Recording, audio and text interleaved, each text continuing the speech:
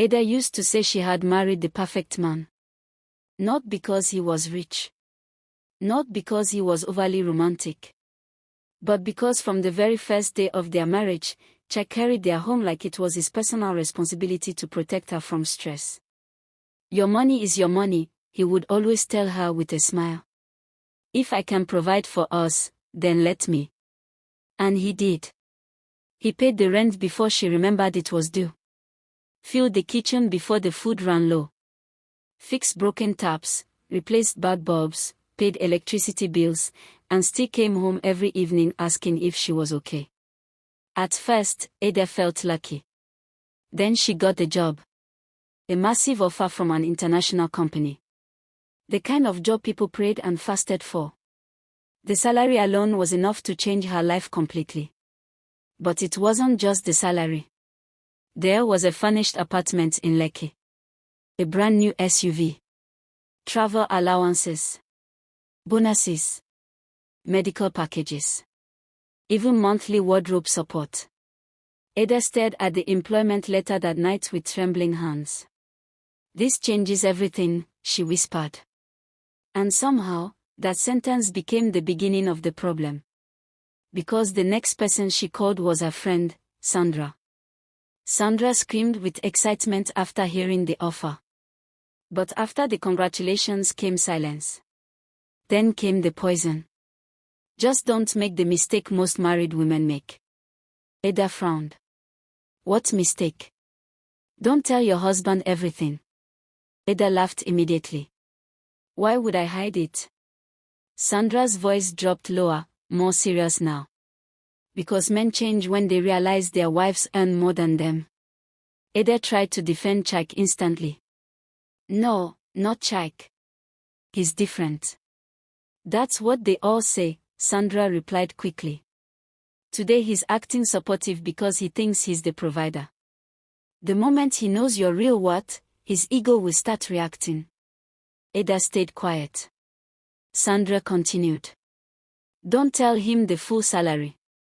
Don't mention the housing benefit. And especially don't mention the car." "Why?" "Because once he knows how much you earn, two things will happen. Either he'll feel intimidated, or he'll suddenly become entitled to your money. Men hate feeling smaller than their wives." That sentence sat in Ada's chest for days. Men hate feeling smaller than their wives. At first, she ignored it. Then she slowly started obeying it. She told Jack she got the job, but reduced the salary by more than half. She hid the housing package. When the company handed her the SUV, she lied and said it was an official pool vehicle shared among staff. And Jack simply smiled proudly. "I'm happy for you," he told her sincerely. "You deserve this." But something had already entered the marriage. Suspicion. Distance. Secrets. The strange thing about lies is that they force you to keep building more lies to protect the first one. Ada became defensive over small questions. "Why are you always asking? Do I need to explain everything? Can't a woman have privacy?" Meanwhile, Jack wasn't even investigating her. He was only trying to understand his wife. But Ada no longer saw love in his questions. She saw potential control. Sandra's words had already changed the way she interpreted everything. Then one evening, everything broke. Jack came home quietly holding a document. Her payslip. Accidentally printed and mixed with some office files delivered to the house. Ada still remembered how cold her body became when she saw it in his hand. Not because she earned well, but because she had lied. Jack looked at her for a long time before speaking. "You live in a company apartment." Ada couldn't answer. "You own the car?" Silence. "You earn almost 4 times what you told me." His voice didn't sound angry. That was the painful part. It sounded wounded. "I would have celebrated you," he said softly. "So why did you hide your success from me?" Ada opened her mouth, but no words came out. Because suddenly Sandra's advice sounded childish in the face of a real marriage. Jack sat down slowly. You know what hurts? He continued. Not the money. Not even the lies.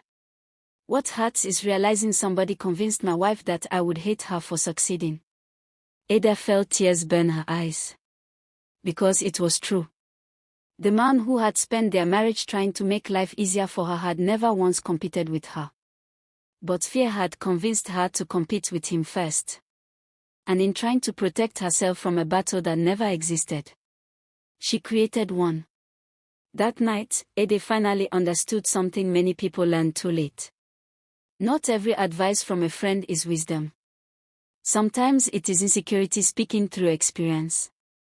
And sometimes jealous people don't destroy your relationship directly. They simply teach you to destroy it yourself.